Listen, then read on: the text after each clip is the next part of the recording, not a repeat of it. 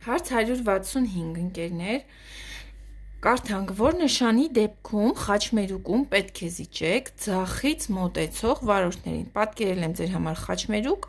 այստեղից գալիս է որևէ մեքենա, մեր մեքենան այս ճանապարհի վրա է,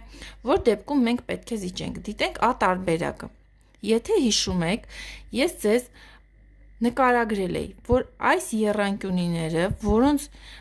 սուր անկյուն ուղղված է դեպի վերև, համարվում են նախազգուշացնող ու որպեսզի ձեզ մոտ լավ տպավորվի, ասել էի. Ենթադրենք դուք ճանապարհով գալիս եք, ձեր ճանապարհին նկատեցիք այս նշանից, արդեն իսկ պատկերացրեք, թե սա սլաք է ուղղված դեպի վերև, վերին ուժերը ձեզ հուշում են, նախազգուշացնում են այն մասին, թե ինչ է պատկերված նշանի մեջ, որը լինելու է որոշ տարածություն հետո։ Այսինքն, այս նախազգուշացնող նշանը տեղադրվում է ոչ թե խաչմերուկում, այլ մինչև խաչմերուկ որևէ հատվածում, այդ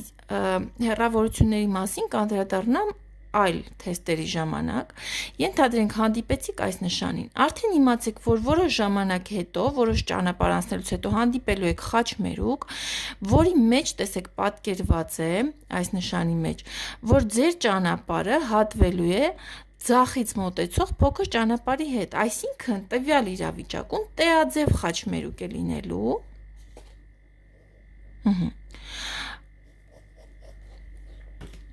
Եվ սա լինելու է զիջող, իսկ դուք գլխավորի վրա եք լինելու։ Հետևաբար, քանի որ դուք լինելու եք գլխավորի վրա, ուստի չեք զիջելու։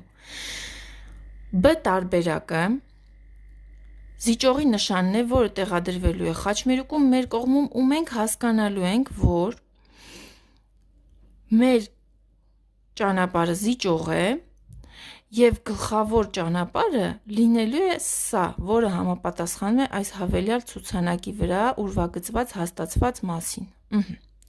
Հետևաբար B տարբերակի դեպքում մենք զիջելու ենք։ Իսկ ինչ է G տարբերակը, ընկերներ։ Այն նույնպես տեղադրվում է այստեղ, որից ելնելով մենք հասկանում ենք, որ մեզ հատվող ճանապարհը, հատվող մեր հետ, կազմված է երկու այնպիսի գոտիներից, որոնցից մեկով ձախից աջ մեքենաները երթևեկում են, իսկ աջից ձախ երթևեկում են ընդհանուր օգտագործման տրանսպորտային միջոցները, ավտոբուս, տրոլեյբուս, բայց ոչ թեթև մարդատար, տաքսի, լավ։ Հետևաբար մեզ մոտ պատասխան երկրորդ, միայն B։ Ընկերներ, ամբողջ